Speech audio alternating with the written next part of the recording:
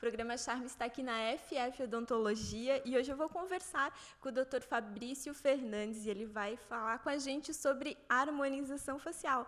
A gente tem muita curiosidade e vê sempre a transformação nos rostos das famosas e a gente fica muito curiosa para saber como é que acontece isso, que técnicas que são usadas, como é que é feito isso. E hoje o doutor está aqui para isso, né? É um prazer te receber no programa. Obrigado, prazer é meu, Nick.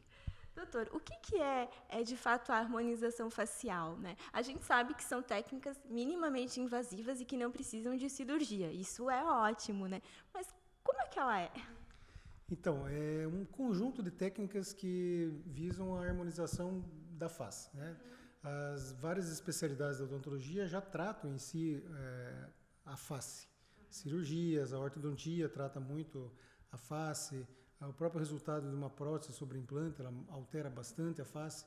Então, a harmonização são esses requintes, né? Algo que está relacionado unicamente à estética e não necessariamente à função.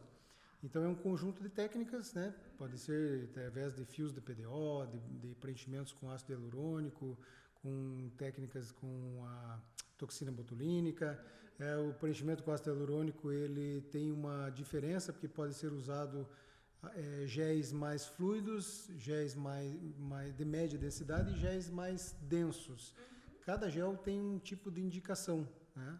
Os géis mais fluidos são géis que vão fazer a bioplastia, os géis médios, uma bioplastia é um pouquinho mais profunda, de hipoderme, subcutâneo, e os géis mais pesados vão fazer a volumetria, que são colocados mais na base óssea, para que compense as deficiências ou as diferenças que nós vamos tendo com o passar dos anos no envelhecimento da face. Doutor, deixa eu ver se eu entendi. Pacientes jovens podem fazer, não visando rejuvenescimento, mas, por exemplo, mudar o contorno do nariz ou aumentar o lábio, e pacientes com mais idade podem fazer com uma intenção de rejuvenescer, aplicando, por exemplo, um botox, um ácido hialurônico. Seria isso? Seria isso, você entendeu perfeitamente.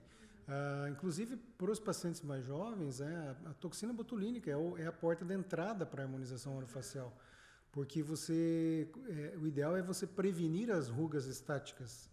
O ácido hialurônico trata as rugas dinâmicas, aquelas que nós formamos quando estamos fazendo as nossas expressões faciais.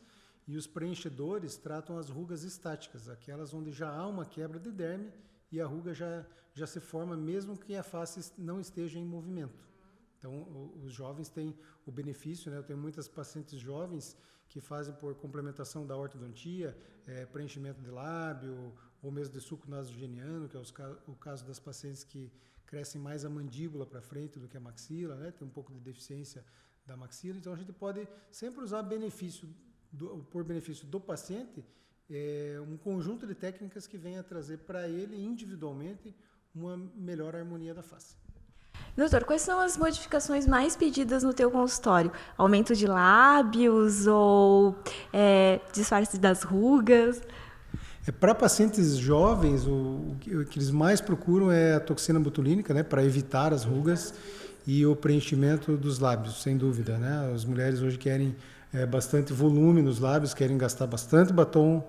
Então, o ácido hialurônico permite isso em pacientes, né, bastante jovens. E fica lindo, né? Fica muito legal. Quando bem aplicado, quando bem diagnosticado, né, o segredo está em saber o que está errado, para você saber onde vai poder corrigir, onde você vai poder atuar. E também o que o paciente quer, né? Nem todo paciente quer volume, o paciente às vezes quer uma definição de contorno, e aí você precisa, conversando com o paciente, interpretando os exames, nós temos um estúdio onde a gente faz as fotos, às vezes a gente pede alguns exames, mesmo exames que são próprios da ortodontia, né?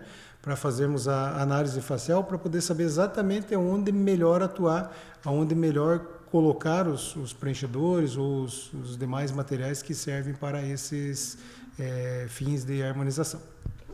E essas harmonizações, elas têm uma duração mais ou menos de quanto tempo? E depois precisa fazer um retoque, uma manutenção? Sim, existem algumas respostas prontas, né? A gente fala assim, o botox, a toxina botulínica vai durar de 4 a 6 meses, o ácido hialurônico de 9 a 12 meses. Mas isso depende muito. Na toxina botulínica, por exemplo, depende muito da força muscular que o paciente tem e do quanto ele usa essa musculatura. Quanto essa musculatura é hipercinética, né, um termo técnico. Se ele tem uma musculatura muito hipercinética, talvez a toxina não vá durar tanto tempo, vai ficar mais perto dos 4 meses. Se ele não tem ainda tanta hipercinesia, ele vai durar próximo dos 6 meses. E o ácido hialurônico depende da fluidez, do crosslink do ácido, da reticulação do ácido hialurônico e da camada em que ele foi aplicado. Os géis volumizadores, eles duram um período de tempo até maior do que os 12 meses. Podendo ser até 3 anos, 4 anos, dependendo do que a gente vai fazer e da quantidade e densidade do gel a ser instalado. Mas as respostas prontas, assim, né, para bioplastias, por exemplo, para um lábio, a gente pode pensar de 9 a 12 meses, dependendo da densidade do gel que foi colocado. O que é importante identificar é o seguinte: se a NIC tivesse um clone, né, e o clone não fizesse harmonização, não fizesse toxina, não fizesse ácido hialurônico, e a NIC fizesse, a NIC seria mais jovem daqui a 5 anos do que o clone da NIC. Então, sempre você vai conseguir um efeito residual, porque o ácido hialurônico traz hidratação para todos os tecidos, né? Todos os tecidos conjuntivos do corpo humano têm ácido hialurônico. Ele é um composto que o nosso organismo produz e deixa de produzir ou produz em menor quantidade com o passar dos anos. Então, a gente repondo esse produto nos locais certos, na densidade certa e na quantidade certa e com bom senso, isso é possível de trazer um aspecto bem mais jovial. Entendi, adorei.